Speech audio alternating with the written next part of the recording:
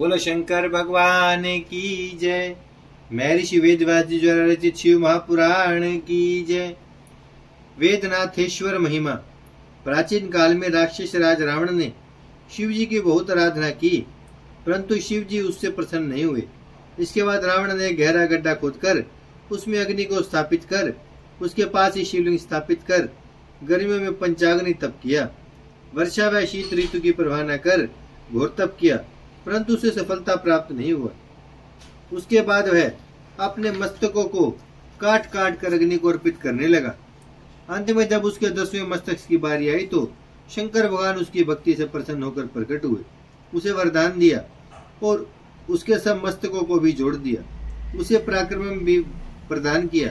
रावण ने हाथ जोड़कर उनसे प्रार्थना की, स्वामी आप मेरे साथ लंकापुरी में पधारें। शिव जी ने कहा, हे लंकेश्वर, तुम मेरे ज्योतिर्लिंग को अपने साथ ले जाओ, परंतु इसे रास्ते में कहीं रखना नहीं। यदि तुमने रास्ते में कहीं रख दिया तो वह स्थायी रूप में वही शिथिल हो जाएगा। रावण प्रसन्नता पूर्वक शिवलिंग को ले जाने लगा। चलते चलते उसे लघु शंका होने लगी। इस पर उसने शिवलिंग को एक ग्वाले की थमा दिया। ग्वाले ने कुछ देर तक तो उसे गोद में लिया, परंतु अधिक भारी होने के कारण वह उसे संभाल न सका। अंत में ग्वाले ने उसे पृथ्वी पर रख दिया। इसके बाद वह ज्योतिर्लिंग वहीं पर शिथिल हो गया। तब रावण शिव स्तुति करके लंका को चला गया। भगवान शिव जी से वरदान प्राप्त करके रावण सभी लोगों पर विजय प्राप्त करने की इच्छा करने लगा। इस पर देवताओं ने नारद जी को रावण के पास भेजा। रावण को नारद जी ने समझाया कि तुम शिव जी की बातों पर विश्वास मत करो, उनकी कोई भी बात सत्य नहीं होती। यदि तुम्हें मेरा विश्वास नहीं होता तो सबसे पहले वरदान का उन पर ही प्रयोग करके देखो। रावण की बुद्धि में नारद जी की यह बात बैठ गई। उसने अपनी शक्ति को आजमाने के लिए अपनी 20 भुजाओं से कैलाश को उठा लिया। भगवान शंकर ने कैलाश को हिलता देखकर पार्वती से पूछा, देवी यह कैलाश क्यों हिल रहा है? इस पर पार्वती जी ने व्यंग्य बाण कसा, आपके शिष्य गुरु की अच्छी सेवा करते हैं, आपका भगत रावण ही अपने बलशाली होने का आपको फल दिखा रहा है। इस पर भगवान भोले शंकर ने रावण से कहा, नीच, इतना अभिमान करना ठीक नहीं है। मेरा अपमान करने वाले तेरी इन भुजाओं को काटने वाला कोई बलवान पुरुष जन्म लेने वाला है। शंकर भगवान के इस शाप को सुनकर रावण दुखी होने के स्थान पर प्रसन्न हुआ। उसने अपने पराक्रम से देवताओं, दानवों, गंधर्व, यक्ष आदि सभी पर विजय प्राप्त कर उन्हें अपने वश में कर लिया। बोलो शंकर भगवान की जय। नागेश्वर की उत्पत्ति तथा महिमा। प्राचीन काल में दारुक नाम का एक दानव हुआ। उसकी पत्नी का नाम दारुका था। दोनों दुर्गा जी के द्वारा दिए गए सुंदर वन में रहा करते थे। वह वन पश्चिम समुद्र पर स्थित था। वहां के निवासी इन दोनों के उपद्रवों से बहुत दुखी हो गए थे। वे सभी मिलकर और ऋषि के पास गए और उनसे अपना दुख बताया। और ऋषि बोले, आप लोग घबराओ नहीं। जब दानव जीवों की हिंसा और यज्ञ में बाधा डालने लगते हैं तब इनकी मृत्यु निश्चित हो जाती है। ऋषि उनके कल्याण के लिए तपस्या करने लगे।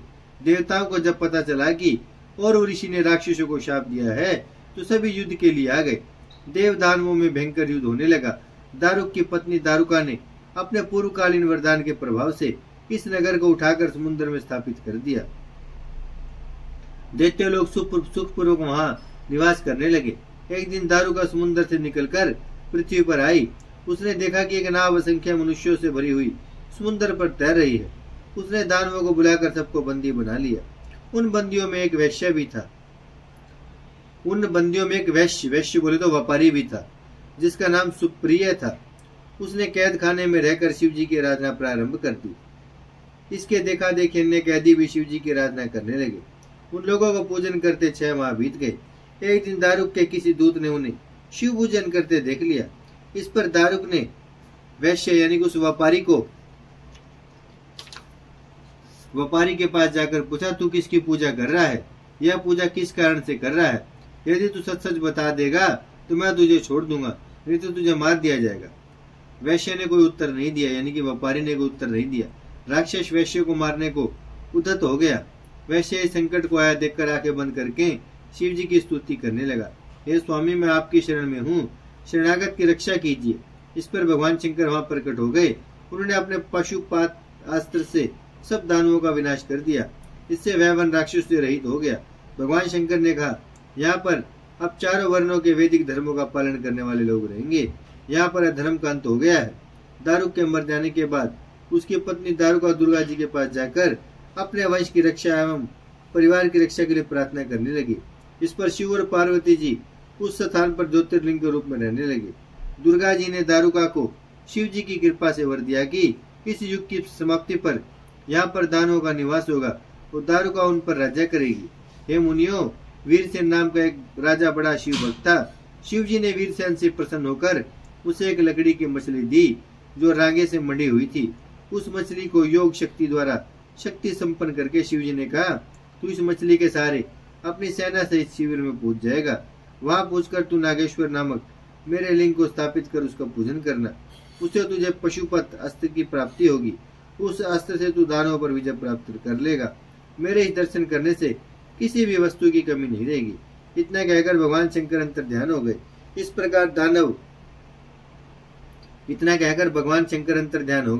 इस प्रकार भगवान शिव से वरदान पाकर वीरसेन दानवों का संहार करने में सफल रहा। बोलो शंकर भगवान की जय, शिव महापुराण की जय। भजमन नारायण नारायण नारायण, श्रीमन नारायण नारायण नारायण, लक्ष्मी नारायण नारायण नारायण, सत्य नारायण नारायण नारायण। भजमन नारायण श्रीमन नारायण, लक्ष्मी नारायण सत्य नारायण, भजमन नारायण नारायण नारायण।